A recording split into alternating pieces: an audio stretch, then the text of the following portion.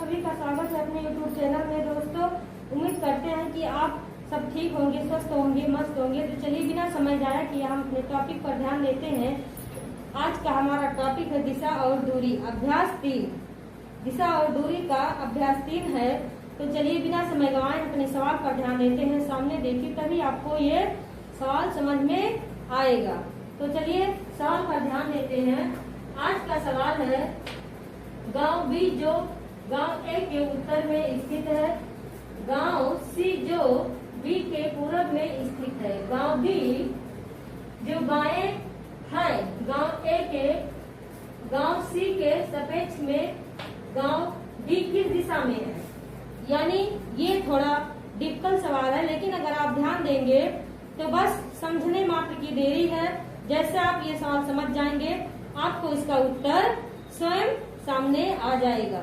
तो चलिए बिना समय गंवाए आप सामने देखिए और सवाल ध्यान से देखिए, समझ में आ जाएगा।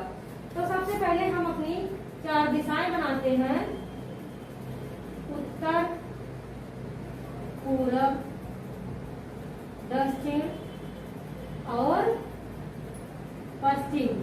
लेकिन यहाँ 4 दिशाएं से काम नहीं चलेगी, हमें 8 दिशाएं बनानी पड़ेगी। ये हमारी 8 दिशाएं हो गई।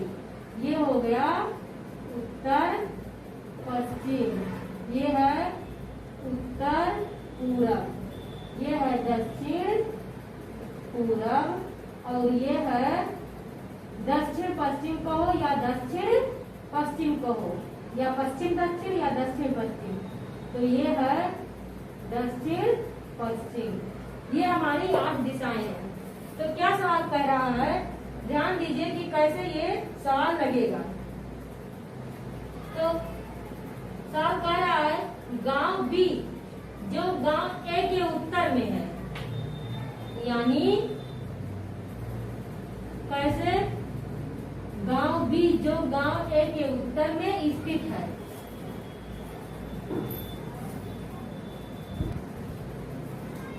तो बिना समय गंवाए ध्यान देते हैं कि कैसे सवाल हल होगा। सामने देखिए, तभी आपको भी क्वेश्चन और सवाल दोनों समझ में आएगा और पढ़ाने वाला भी। तो ये सवाल क्या कह रहा है, गांव बी जो गांव ए के उत्तर में है, यानी अगर ए यहाँ पर है तो बी यहाँ पर होगा, तभी तो ए के उत्तर में गांव बी जो गांव ए के उत्तर में स्थित है, गांव सी जो गांव बी के पूरब में है, तो बी के पूरब में गांव सी है। तो देखिए, गांव सी जो गांव बी के पूरब में स्थित है, गांव बी जो बाएं है, यानी स्थित है गांव बी जो बाएं है गांव ए के बाएं, यानी ए के बाएं, तो वो या यहाँ हो सकता है या यहाँ हो सकता है, क्योंकि उत्तर में है तो ये उत्तर हो गया। लेकिन बाएं ये है कि ये है, ये क्लियर नहीं है। तो क्या है, गांव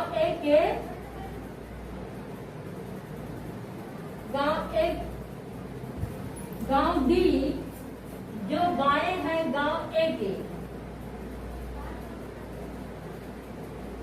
गांव सी के सापेक्ष में गांव डी किस दिशा में है। तो इस तरह से हमारा सवाल होगा।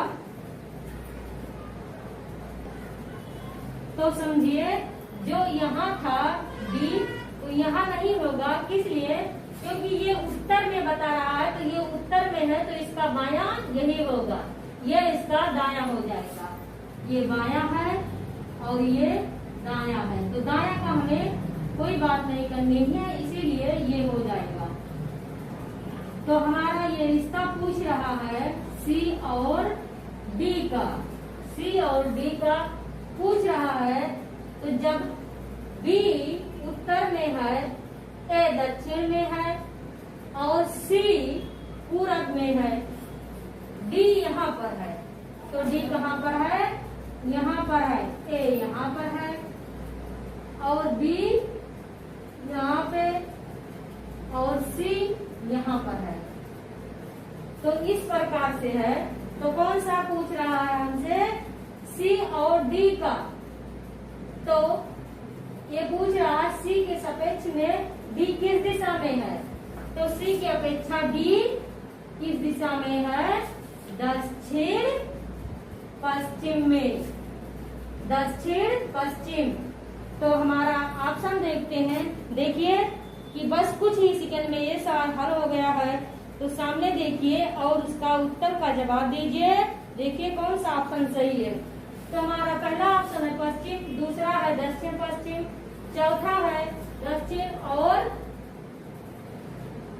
चौथा ऑप्शन है दक्षिण पश्चिम, सॉरी उत्तर पश्चिम, और पांचवा है इनमें से कोई नहीं।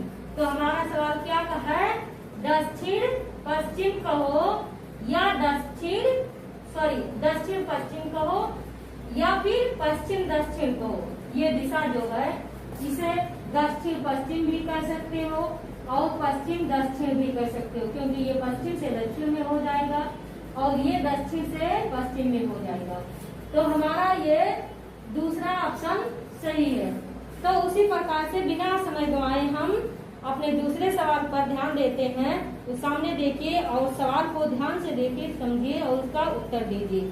तो हमारा दूसरा सवाल कह रहा है P के अपेक्षा P के दक्षिण पश्चिम में Q है, Q के पूरब में, और P के दक्षिण पूरब में R है। Q और P की सीध में लेकिन R के उत्तर में S है। बताइए कि P के किस दिशा में S स्थित है। तो ये सवाल ध्यान दीजिए तभी आपको समझ में आएगा। तो सबसे पहले इसे समझने के लिए हमें 8 दिशाएं बनानी होगी, जिसके लिए आपको सामने देखना होगा, तभी आपको ये सवाल समझ में आएगा। तो ये सवाल है, पहले आप दिशाएं बनाते हैं। ये 8 दिशाएं हो गया, ये उत्तर, दक्षिण, पश्चिम और पूरब। ये है उत्तर पूरब, ये है दक्षिण पूरब और ये है दक्षिण पश्चिम, ये है उत्तर पश्चिम। ये हमारी 8 दिशाएं हैं। तो इसमें सबसे पहले क्या सवाल कह रहा है उसे हम ध्यान देते हैं। तो देखना ये है कि हम बिना समय गंवाए सवाल पर ध्यान देते हैं, टॉपिक पर ध्यान देते हैं। तो सामने देखिए और सवाल को हल कीजिए।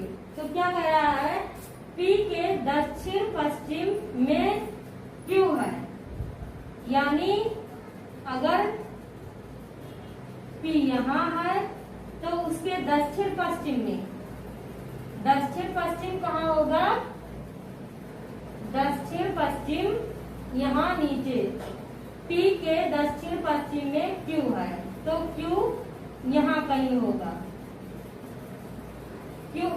Q है, Q के पूरब और P के उत्तर पूरब, P के दक्षिण पश्चिम में Q है, यानी ये P है। ये 4 दिशाएं पहले है, ये P हो गया,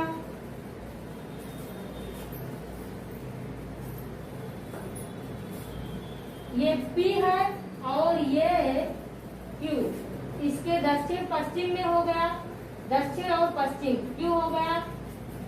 Q के पूरब और P के दक्षिण पूरब में R है, दक्षिण पूरब में R है, तो R कहाँ होगा, सीधे ये लकीर इस तरह बनेगा और R यहाँ होगा, R यहाँ एक लकीर इस टाइप बनेगी।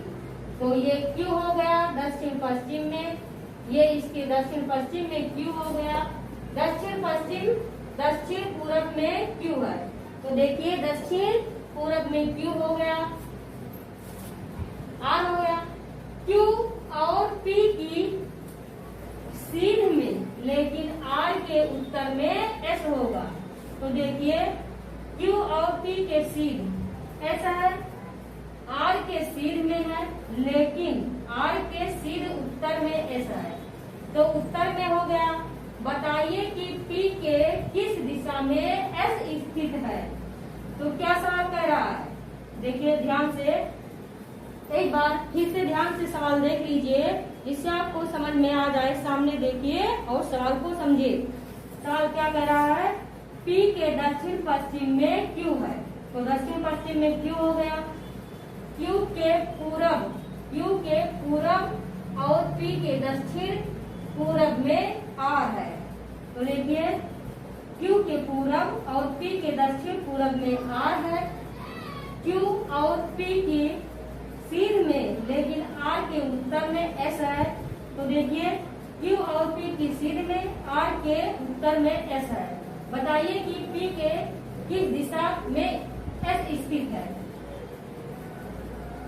क्या कह रहा, पी के किस दिशा में एस स्थित है।